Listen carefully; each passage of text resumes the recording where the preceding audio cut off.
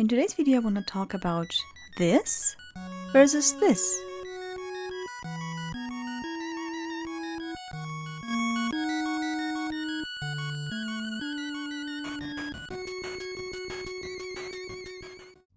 I have been a big fan of vshojo for about 2 years now. I think it was the first company that I recognized as a company. And that's when I realized there are big picture corporations investing in those niche anime waifus, and I thought, wow, what an advantage! My first pick back then was Nyaners. Even if I absolutely loved the drama surrounding Melody surpassing most IRL streamers on yellow Twitch, Nyaners had a simple design. It was cute, simple, way too adorable, and didn't really have a lot of things that could be moving. There was the hair, her bow, her ears, 2 more strands of hair down her neck, and the big jacket with 2 cute little pom-poms. That's all the movement she had. Her eye and mouth movement wasn't bad, but not synced up. I'm a real VTuber. I'm not gonna cry. I have no need for things like tears. The head looked like it was pinned to the body. Whenever the head moved, the entire body moved slightly with her.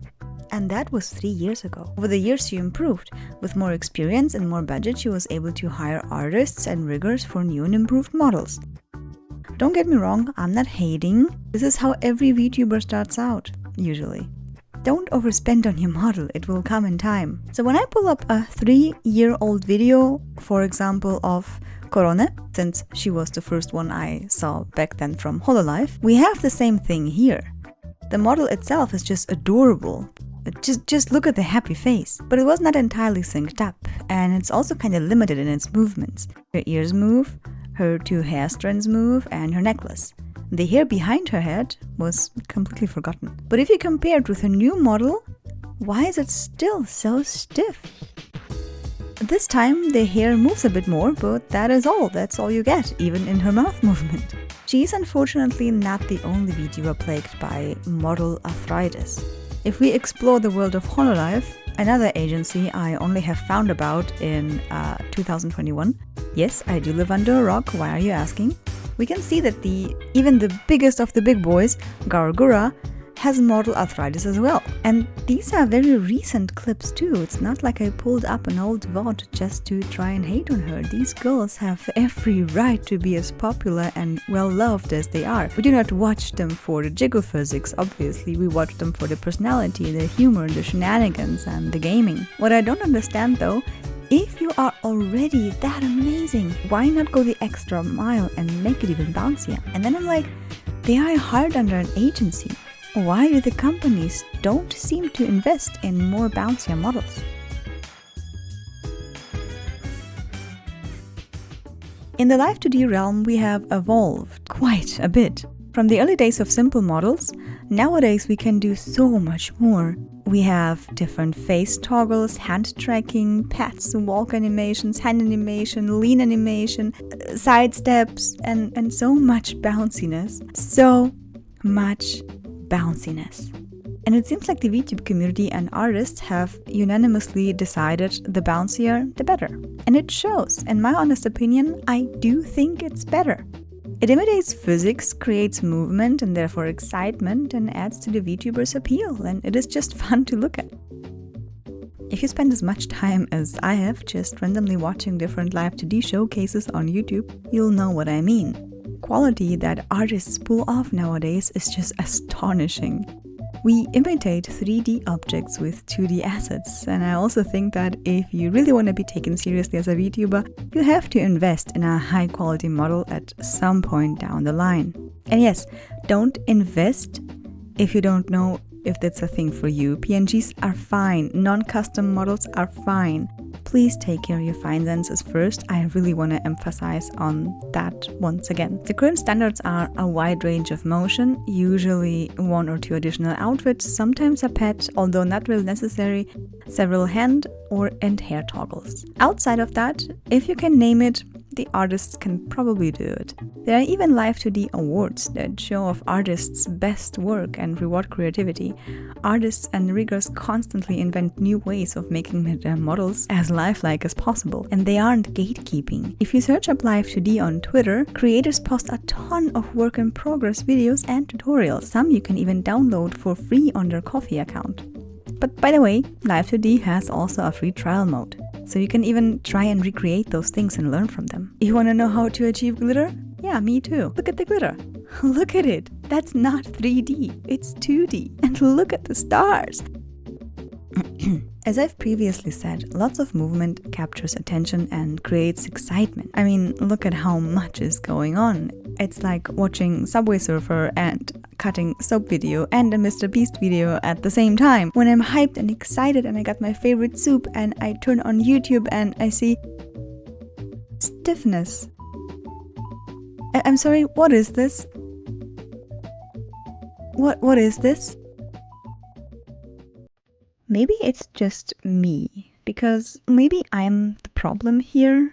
Maybe I'm too focused on visuals, but in my opinion, it shows that these talents aren't being properly rewarded by the company. And no matter what company that will be, and it doesn't sit right with me. Hololive making millions in yen and nijisanji making about the same. I really don't get why their talents walk around with models that look like they were from 3 years ago. If we assume a good model nowadays costs about $8,000, How much did my VTuber model cost? Yes, 8,000. with Hololive employing, as of currently, about 87 VTuber talents, they would definitely pay quite the amount, $696,000, or if we just round it up, about $700,000 to provide every talent with a high quality model. For nijisanji, the cost would be roughly around $200,000 since they employ so many talents for the yen branch. It's a lot of money, yes, but you're a company, a corporate suit. You gotta spend money to make money, right?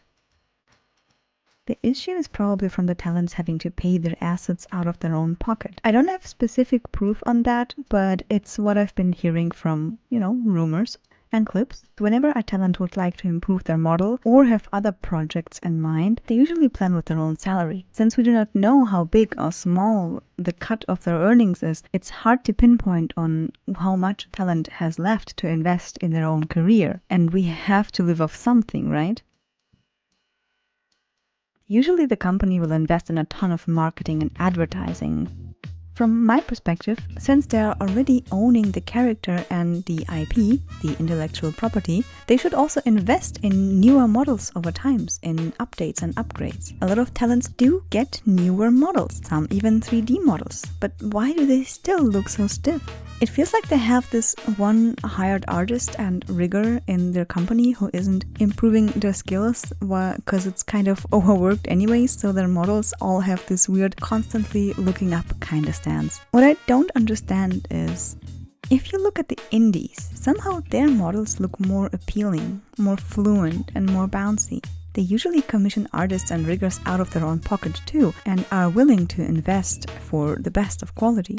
So if you compare male VTubers from Hololive and male indie models, the corporate ones practically give off PNG vibes. You could make the argument that it's due to bad iPhone recognition and sending the right data to Live 2D, but I also use the same technique and with my model and vBridger, and it works fine. My model is not really that expensive.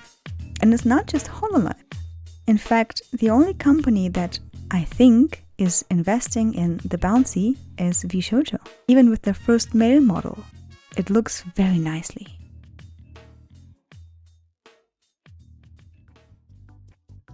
In the end, I don't really have an answer for this. It's just something that's been bugging me for a long time now. Since I'm a very visual person, if I cannot get into somebody visually, it's not appealing, I just can't watch the entire content. I really want to emphasize how I'm not hating on those creators and companies. I just genuinely don't get it. Since if they go just this one extra mile, they couldn't make their model even more lifelike. In the end, it's of course for them to decide, and as previously stated, we don't watch our oshis just for the model, we watch them for their personalities, their humor, and their accomplishments. We want them to succeed, and I think that's worth more than the model itself. But yeah, that's all I wanted to ramble on for today. Thank you very much for watching and listening to me. Go out there and support your oshis. Have fun and good luck!